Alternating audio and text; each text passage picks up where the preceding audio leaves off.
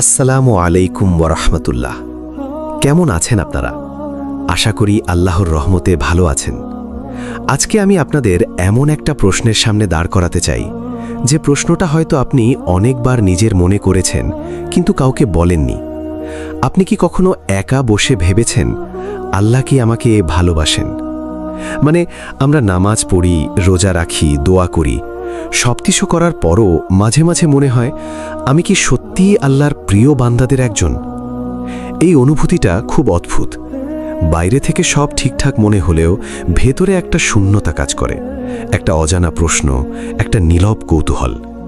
কারণ আমরা মানুষ, আমরা ভালোবাসা পেতে চাই, মূল্য পেতে চাই, কারো কাছে বিশেষ হতে চাই।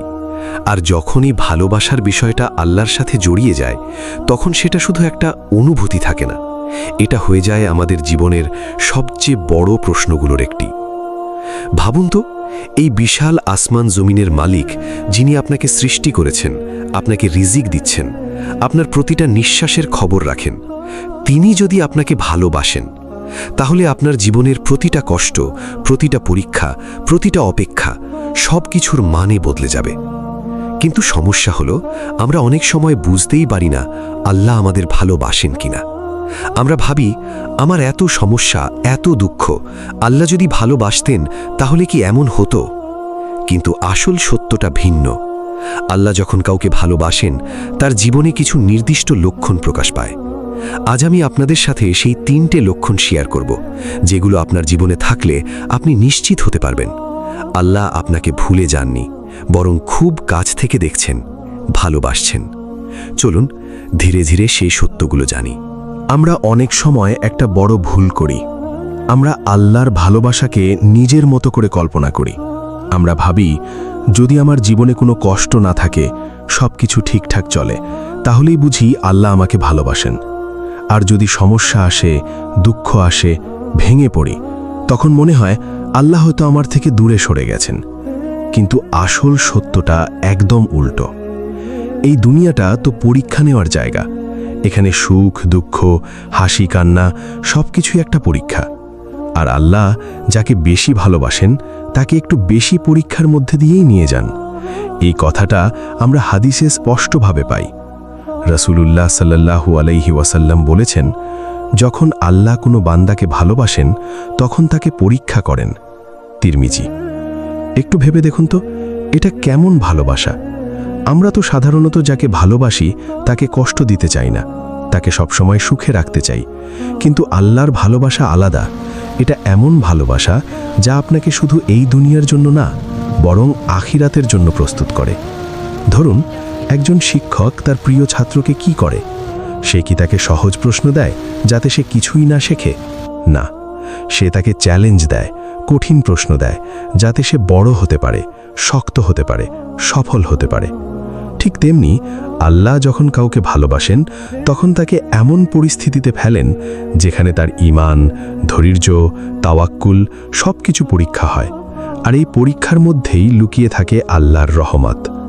কোরআনে আল্লাহ বলেন, সূরা আল বাকারা 155 নম্বর আয়াতে বলা হয়েছে, আমি অবশ্যই তোমাদেরকে কিছু ভয়, ক্ষুধা, সম্পদ ও প্রাণের ক্ষতি এবং ফল ফসলের ক্ষতির মাধ্যমে পরীক্ষা করব, আর ধৈর্যশীলদের সুসংবাদ দাও।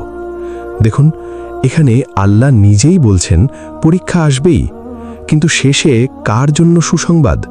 যারা ধৈর্য ধরে, যারা আল্লাহর উপর ভরসা রাখে। তাই আপনার জীবনে যদি কষ্ট থাকে, বারবার পরীক্ষা আসে, সবকিছু সহজ না হয়, তাহলে এটা আল্লাহর দূরত্বের প্রমাণ না, বরং হতে পারে এটা আল্লাহর বিশেষ নজরের প্রমাণ। হয়তো আল্লাহ আপনাকে গড়ে তুলছেন, আপনাকে এমন জায়গায় নিতে চান যেখানে আপনি আজ কল্পনাও করতে পারছেন না। তাই কষ্ট আসলে নিজেকে একটা প্রশ্ন করুন, এটা কি শাস্তি, নাকি এটা আমার জন্য একটা সুযোগ? কারণ অনেক সময় যে কষ্টটাকে আপনি অভিশাপ ভাবছেন, সেটাই হতে পারে আল্লাহর ভালোবাসার প্রথম লক্ষণ। এখন আপনি হয়তো মনে মনে বলছেন, ঠিক আছে, পরীক্ষা হতে পারে ভালোবাসার একটা অংশ, কিন্তু কিভাবে বুঝবো এই কষ্টটা সত্যি আল্লাহর ভালোবাসার কারণে নাকি আমার গুনাহের শাস্তি? এই প্রশ্নটা খুবই গুরুত্বপূর্ণ, এবং সত্যি বলতে এই জায়গাটাতেই অনেক মানুষ কনফিউজড হয়ে যায়। দেখুন, একই কষ্ট দুইভাবে আসতে পারে। একটা হতে পারে শাস্তি হিসাবে, আর একটা হতে পারে ভালোবাসা হিসেবে, উন্নতির জন্য। তাহলে পার্থক্যটা কোথায়? পার্থক্যটা হচ্ছে আপনার প্রতিক্রিয়ায়। যখন কোনো কষ্ট আপনাকে আল্লাহর কাছ থেকে দূরে সরিয়ে দেয়, আপনি নামাজ ছেড়ে দেন, দোয়া ছেড়ে দেন, হতাশ হয়ে পড়েন, তখন বুঝতে হবে এটা আপনার জন্য একটা সতর্ক বার্তা।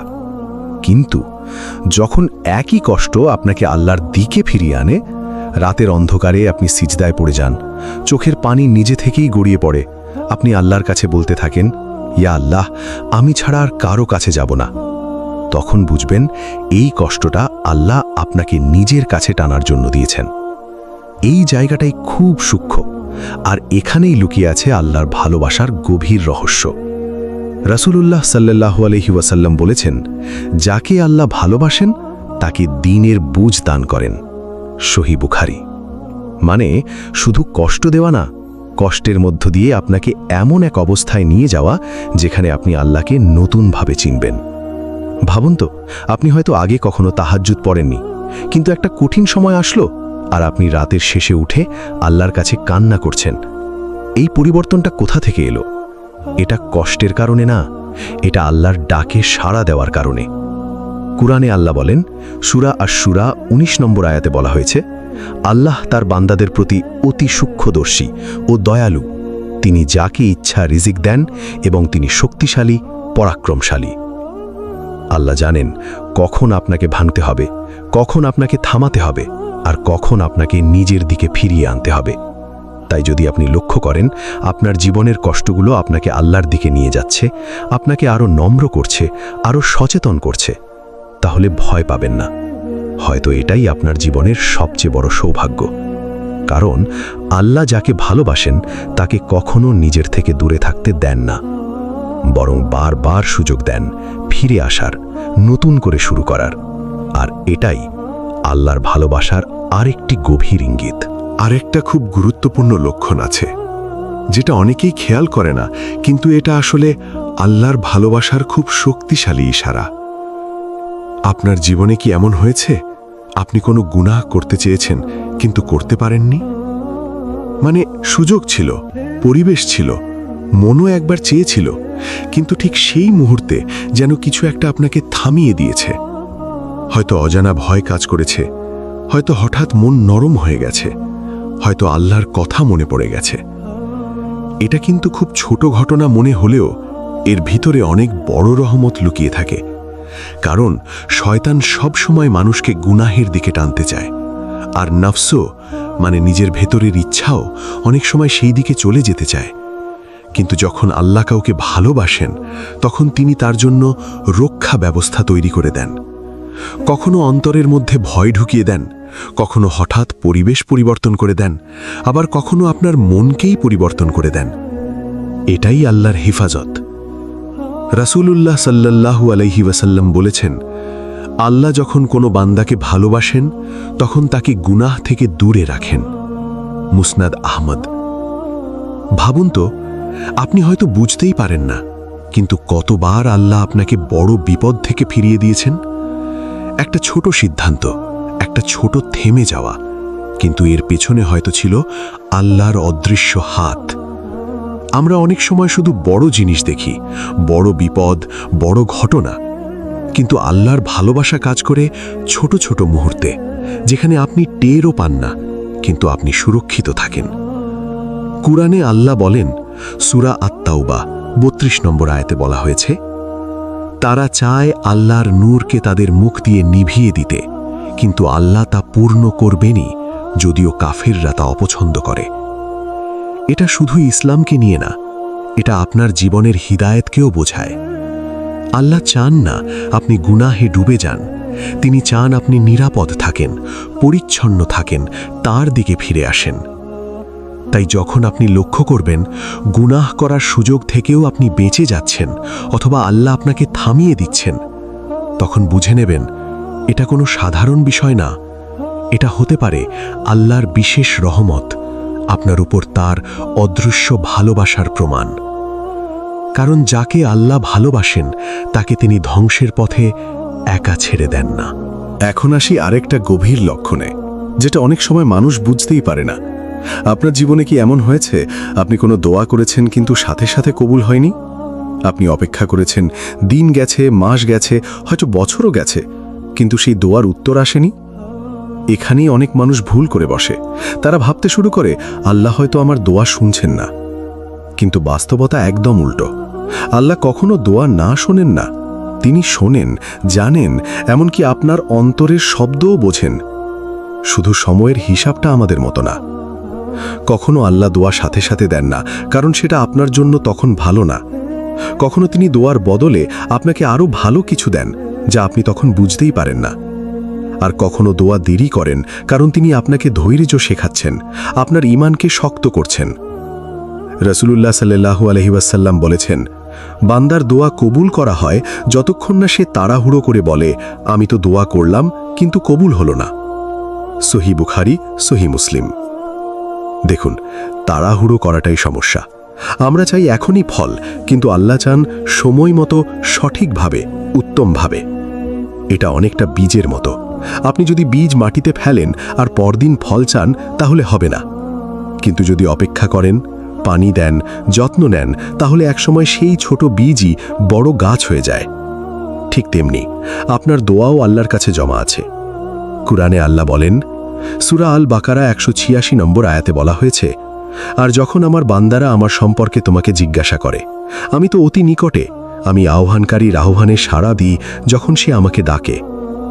আল্লাহ খুব দূরে না, তিনি খুব কাছেই, কিন্তু তার পরিকল্পনা আপনার চেয়ে বড়। তাই যদি আপনি দেখেন আপনার দোয়া দেরি হচ্ছে, কিন্তু আপনি এখনও আল্লাহর কাছে ফিরে আসছেন, আপনি এখনও নামাজ ছাড়েননি, আপনি এখনও আশা হারাননি, তাহলে এটা খুব বড় একটা লক্ষণ। এটা বোঝায় আল্লাহ আপনাকে শুধু কিছু দিচ্ছেন না, তিনি আপনাকে গড়ছেন। কারণ যাকে তিনি ভালোবাসেন তাকে শুধু উপহার দেন না, বরং তাকে তৈরি করেন। এখন একটু গভীরে যাই। এই লক্ষণটা খুবই নীরব, কিন্তু খুব শক্তিশালী।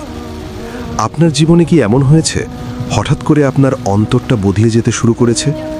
মানে আগে যে জিনিসগুলোতে আপনি খুব স্বাভাবিক ছিলেন, সেগুলো এখন আর আগের মতো ভালো লাগে না। আগে হয়তো গুনাহের কোনো পরিবেশে খুব সহজে ঢুকে পড়তেন, কিন্তু এখন মনটা অস্বস্তি বোধ করে।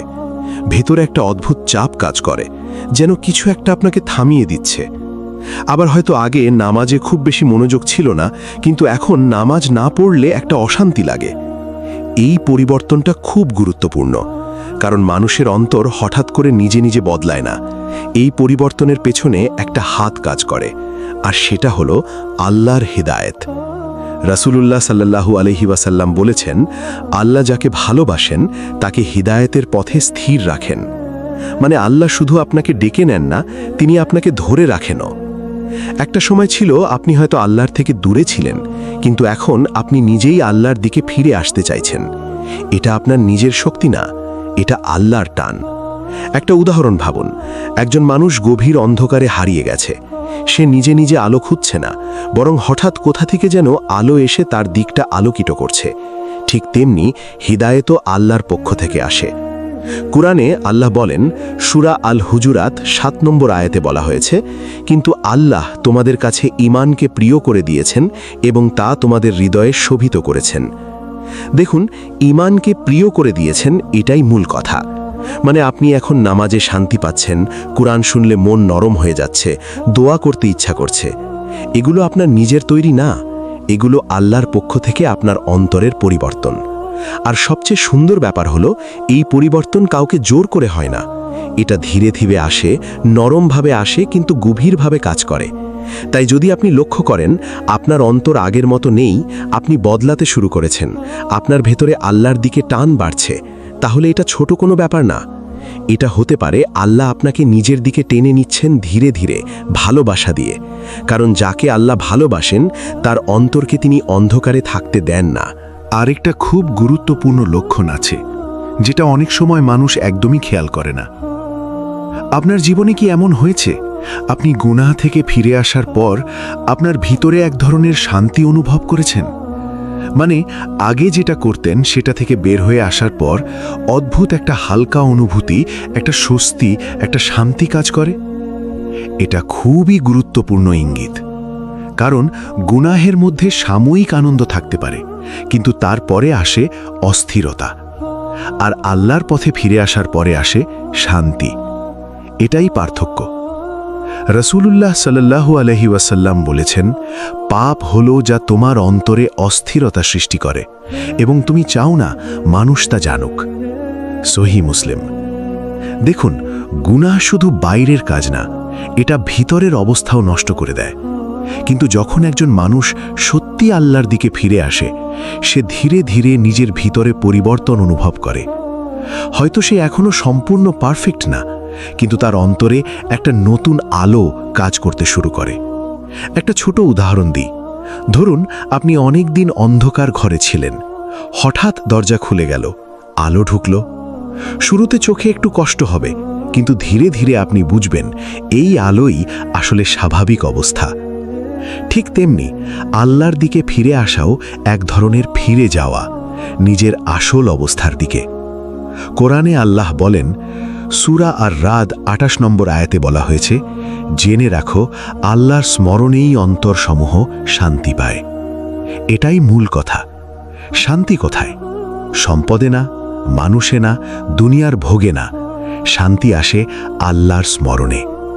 তাই যদি আপনি লক্ষ্য করেন আপনি গুনাহ থেকে দূরে থাকলে আপনার মন হালকা থাকে, নামাজে শান্তি পান, দোয়া করলে চোখ ভিজে যায় কিন্তু মন হালকা হয়, তাহলে এটা সাধারণ ব্যাপার না। এটা হতে পারে আল্লাহ আপনার অন্তরকে নিজের দিকে ফিরিয়ে নিচ্ছেন। কারণ যাকে আল্লাহ ভালোবাসেন তার অন্তরকে তিনি অশান্তির অন্ধকারে থাকতে দেন না। এখন আসি আরেকটা লক্ষণে, যেটা খুব সূক্ষ্ম কিন্তু খুব শক্তিশালী।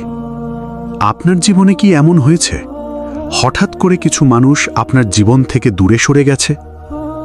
আগে যারা খুব কাছের ছিল, যাদের সাথে আপনি সময় কাটাতেন, কথা বলতেন, হঠাৎ করে সম্পর্কটা ধীরে ধীরে কমে গেছে, দূরে সরে গেছে। এটা অনেক সময় কষ্টের মনে হয়, কিন্তু সব সময় এটা খারাপ কিছু না। কারণ আল্লাহ যখন কোনো বান্দাকে নিজের দিকে টানেন, তখন অনেক সময় তিনি তার পরিবেশও পরিবর্তন করে দেন। সব মানুষ আপনার ঈমানের জন্য উপকারী না, সব আড্ডা আপনার আত্মার জন্য নিরাপদ না, সব সম্পর্ক আপনাকে আল্লাহর দিকে নিয়ে যায় না। তাই আল্লাহ ধীরে ধীরে কিছু দরজা বন্ধ করে দেন আর কিছু নতুন দরজা খুলে দেন। রাসূলুল্লাহ সাল্লাল্লাহু আলাইহি ওয়াসাল্লাম বলেছেন, মানুষ তার বন্ধুর দিনের উপর থাকে, তাই তোমরা দেখে নাও কাকে বন্ধু বানাচ্ছ। দেখুন, বন্ধুত্ব শুধু আবেগ না, এটা ঈমানেরও ব্যাপার। আপনি যাদের সাথে বেশি সময় কাটান তাদের প্রভাব আপনার অন্তরে পড়ে। তাই আল্লাহ অনেক সময় আপনাকে রক্ষা করার জন্য কিছু সম্পর্ককে দূরে সরিয়ে দেন, যাতে আপনি এমন জায়গায় না যান যেখানে আপনার ঈমান ক্ষতিগ্রস্ত হয়। কোরআনে আল্লাহ বলেন, সূরা আল কাহাফ ২৮ নম্বর আয়াতে বলা হয়েছে, আর তুমি নিজেকে তাদের সাথে রাখো যারা সকাল ও সন্ধ্যায় তাদের রবকে ডাকে, তার সন্তুষ্টি চায়।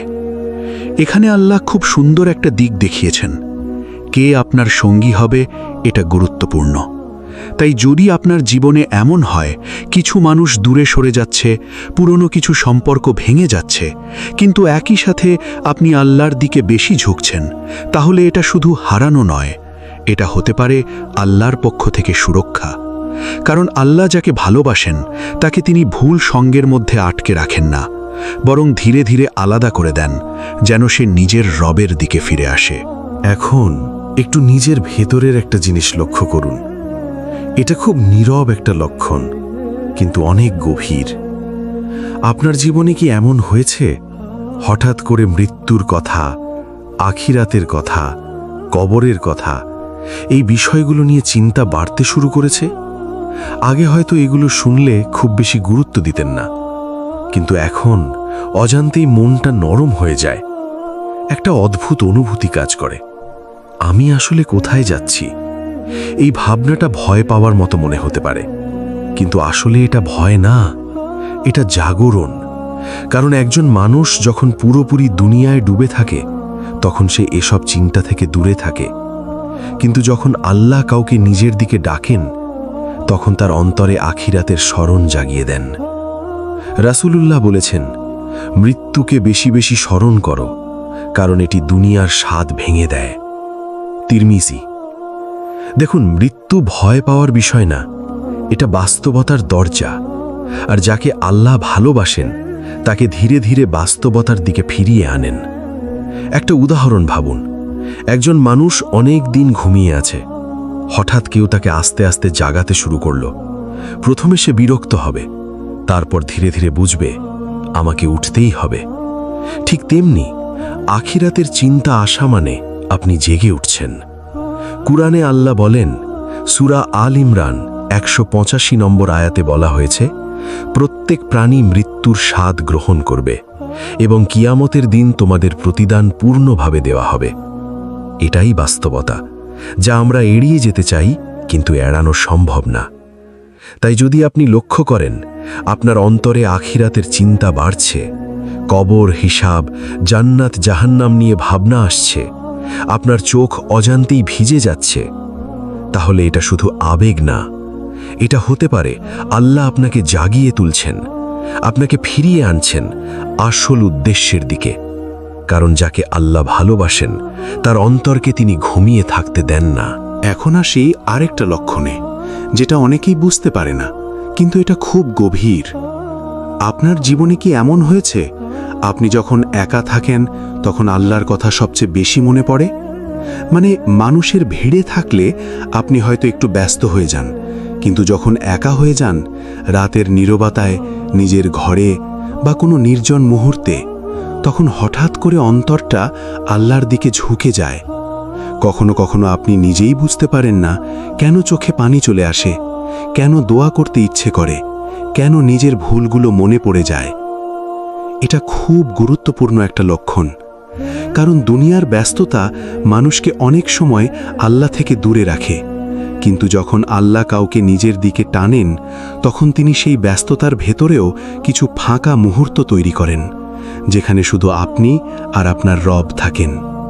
রাসূলুল্লাহ বলেছেন, আল্লাহ 7 শ্রেণীর মানুষকে তার ছায়ায় রাখবেন, যেদিন তার ছায়া ছাড়া কোনো ছায়া থাকবে না।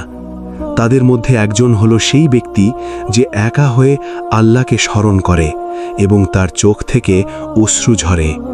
সহিহ বুখারী। দেখুন, এখানে একাকিত্ব কিন্তু শাস্তি না, এটা অনেক সময় রহমতের দরজা। একটা উদাহরণ ভাবুন, আপনি যদি কারো সাথে খুব গুরুত্বপূর্ণ কথা বলতে চান, তাহলে কি আপনি ভিড়ের মধ্যে কথা বলবেন নাকি নির্জনে? অবশ্যই নির্জনে, যেখানে মনোযোগ ভাঙে না, যেখানে হৃদয় খোলা থাকে।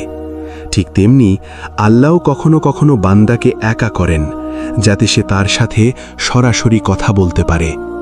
কোরআনে আল্লাহ বলেন, সূরা কাফ 16 নম্বর আয়াতে বলা হয়েছে, আমি মানুষের সৃষ্টিই করেছি এবং তার অন্তরে যা কিছু কুমন্ত্রণা রূপে আসে তা আমি জানি। আমি তার ঘাড়ের রগ থেকেও বেশি নিকটবর্তী। দেখুন আল্লাহ কতটা কাছে। তাই যদি আপনি লক্ষ্য করেন একাকিত্বে আল্লাহর দিকে আপনার টান বাড়ছে, নীরবতায় আপনি দোয়া করতে শুরু করছেন, নিজের ভুল নিয়ে কাঁদতে ইচ্ছে করছে, তাহলে এটা সাধারণ অনুভূতি না, এটা হতে পারে আল্লাহ আপনাকে তার সাথে বিশেষ সম্পর্কের দিকে টানছেন। কারণ যাকে আল্লাহ ভালোবাসেন তার একাকিত্বও তিনি শূন্য রাখেন না, বরং নিজের উপস্থিতিতে ভরিয়ে দেন। এখন আরেকটা লক্ষণ নিয়ে কথা বলি, যেটা অনেক সময় মানুষ খুব স্বাভাবিক ভেবে এড়িয়ে যায়, কিন্তু এটা আসলে খুব গভীর ইশারা। আপনার জীবনে কি এমন হয়েছে, আপনি যখন কোনো ভুল করেন বা গুনাহে পড়ে যান, তখন ভেতরে খুব দ্রুত একটা আফসোস কাজ করে? মানে আপনি সেই গুনাহটা করে ফেললেও খুব বেশি সময় সেখানে থাকতে পারেন না, মন অস্থির হয়ে যায়, অস্বস্তি লাগে, আবার ফিরে আসতে ইচ্ছে করে। এটাই গুরুত্বপূর্ণ পার্থক্য। কারণ যাদের অন্তর একেবারে কঠিন হয়ে গেছে, তারা গুনাহ করেও খুব একটা কষ্ট অনুভব করে না, বরং অভ্যাস হয়ে যায়। কিন্তু আল্লাহ যাকে ভালোবাসেন তার অন্তরকে তিনি জীবিত রাখেন। তাই ভুল হলেও সে ভেতরে ভেঙে পড়ে, নিজেকে প্রশ্ন করে, আমি এটা কি করলাম? এই আফসোসটা আসলে শাস্তি না, এটা হলো হিদায়াতের আলো। রাসূলুল্লাহ সাল্লাল্লাহু আলাইহি ওয়াসাল্লাম বলেছেন, মুমিন যখন গুনাহ করে তার অন্তরে একটি কালো দাগ পড়ে, সে যদি তাওবা করে আল্লাহ তা মুছে দেন। দেখুন, এখানে খুব সুন্দর একটা বিষয় আছে। গুনাহ করলে দাগ পড়ে, কিন্তু দরজা বন্ধ হয়ে যায় না, বরং আল্লাহ সুযোগ দেন ফিরে আসার। আর যখন কেউ দ্রুত ফিরে আসে তখন বুঝতে হবে তার অন্তর এখনো জীবিত আছে। একটা উদাহরণ ভাবুন, আপনি যদি হাত দিয়ে আগুন স্পর্শ করেন সাথে সাথে ব্যথা পাবেন, আর সেই ব্যথাই আপনাকে সরিয়ে দেবে। ঠিক তেমনি আল্লাহর ভালোবাসা থাকলে গুনাহ করার পর অন্তর ব্যথা অনুভব করে, যেটা আপনাকে আবার সঠিক পথে ফিরিয়ে আনে। কোরআনে আল্লাহ বলেন, সূরা আজ-জুমার 53 নম্বর আয়াতে বলা হয়েছে, হে আমার বান্দারা যারা নিজেদের উপর সীমা লঙ্ঘন করেছ, আল্লাহর রহমত থেকে নিরাশ হও না। এটাই মূল কথা। ভুল হবে, গুনাহ হবে, কিন্তু দরজা বন্ধ না। তাই যদি আপনি লক্ষ্য করেন আপনি গুনাহ করলে স্থির থাকতে পারেন না, ভেতরে অনুতাপ আসে, আবার ফিরে আসতে ইচ্ছে করে, আপনার অন্তর আপনাকে টেনে আনে আল্লাহর দিকে, তাহলে এটা খুব বড় একটা লক্ষণ। এটা বোঝায় আল্লাহ আপনাকে ছেড়ে দেননি, বরং আপনার অন্তর এখনও তার সাথে যুক্ত আছে। এখন আরেকটা খুব গভীর লক্ষণ নিয়ে কথা বলি, যেটা আসলে আল্লাহর ভালোবাসার খুব স্পষ্ট কিন্তু নরম ইশারা।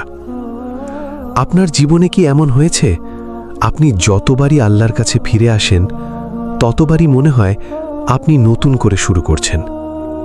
মানে আপনি আগেও ভুল করেছেন, আবারও হয়তো ভুল হয়ে গেছে, কিন্তু প্রতিবারই যখন আপনি ফিরে আসেন তখন আল্লাহর কাছে দাঁড়াতে আপনার খুব বেশি লজ্জা কাজ করে না, বরং একটা ভরসা কাজ করে। আল্লাহ তো আছেন। এই অনুভূতিটাই আসল, কারণ শয়তান চায় আপনাকে গুনাহের পরে ভেঙে ফেলতে, আপনাকে হতাশ করে দিতে, আপনাকে আল্লাহ থেকে দূরে সরিয়ে দিতে। কিন্তু আল্লাহ যাকে ভালোবাসেন তাকে তিনি বারবার ডাকেন। আপনি পড়ে যান, আবার উঠেন, আবার ভুল করেন, আবার ফিরে আসেন। এই ফিরে আসার ধারাবাহিকতাটাই খুব গুরুত্বপূর্ণ। রাসূলুল্লাহ সাল্লাল্লাহু আলাইহি ওয়াসাল্লাম বলেছেন, আদম সন্তানের সবাই গুনাহ করে, আর গুনাহকারীদের মধ্যে উত্তম হলো তারা যারা তওবা করে ফিরে আসে। তিরমিজি। দেখুন, এখানে বলা হয়নি কেউ ভুল করবে না, বরং বলা হয়েছে ফিরে আসাটাই আসল গুণ। আল্লাহ চান না আপনি নিখুঁত হন, আল্লাহ চান আপনি তার দিকে ফিরে আসুন। একটা উদাহরণ ভাবুন, একজন বাবা তার ছোট সন্তানকে হাঁটতে শেখাচ্ছে। শিশু পড়ে যায়, আবার উঠে, আবার পড়ে যায়। বাবা কি তাকে ছেড়ে দেয়? না, বরং সে বারবার হাত ধরে তোলে।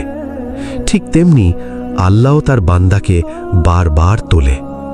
কুরআনে আল্লাহ বলেন, সূরা আলে ইমরান 135 নম্বর আয়াতে বলা হয়েছে, আর যারা কোনো অশ্লীল কাজ করে ফেলে বা নিজেদের উপর জুলুম করে তারা আল্লাহকে স্মরণ করে এবং ক্ষমা প্রার্থনা করে। আর আল্লাহ ছাড়া আর কে আছে যে গুনাহ ক্ষমা করতে পারে? এটাই আসল সৌন্দর্য। আপনি যতবারই ফিরে আসেন দরজা খোলা থাকে।